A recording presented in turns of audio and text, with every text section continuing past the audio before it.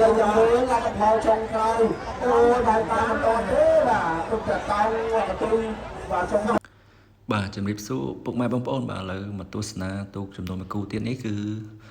បាទជាការប្រកួតរវាងបាទទូកខ្សែទឹកខាងក្នុងដែលមានឯកសន្តានពណ៌លឿងនោះបាទគឺជាទូកដែលមានឈ្មោះថាកម្ពុជាតេជោសែនជ័យបាទទូកនេះគឺមកពីវត្តបាទរតនបុប្ផារាមបាទខាងព្រែកអញ្ចាញបាទស្រុកមុខកំពូលខេត្តកណ្ដាលបាទចំណែកខ្សែទឹកខាងក្រៅដែលមានឯកសន្តានពណ៌លឿងលីទឹកប៊ិចបាទមកកណាត់នេះគឺជាទូកដែលមានឈ្មោះថាសង្ហាមានជ័យបាទទូកនេះគឺមកពីវត្តបាទសវណ្ណចម្ប៉ាបាទឃុំមេសប្រច័ន្ទបាទស្រុកពីរាំងខេត្តព្រៃវែងបាទឥឡូវជើងទី1បាទកម្ពុជាតេជោបាទស្ថិតនៅខ្សែទឹកខាងក្នុងបាទដូចជាចាញ់ព្រៀបបាទទៅលើសង្ហាមានជ័យដាច់បាទសង្ហាបាទមានជ័យឆ្នាំនេះល្អមែនទែនតោងអត់ទូកនេះអូតោងឥឡូវសង្ហាមានជ័យបាទចិត្តមកដល់ទីប្រតនេះគឺបាទឈ្នះពាក់កណ្ដាលទូក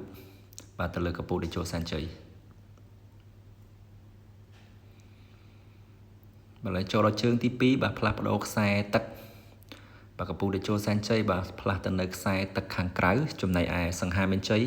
បាទផ្លាស់មកនៅខ្សែទឹកខាងក្នុងវិញ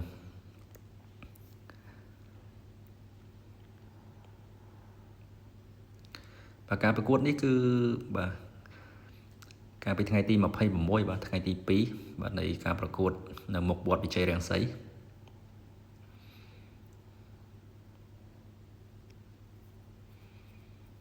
ដូចជាថ្ងៃទី25បាទថ្ងៃទី25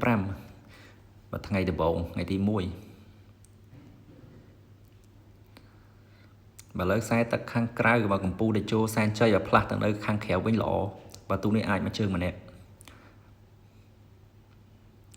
ឥឡូវមកដល់ទីប្រតបាទមកជើងម្នាក់មែនឈ្នះប្រហែលគ្នាពាក់កណ្ដាលទូកម្នាក់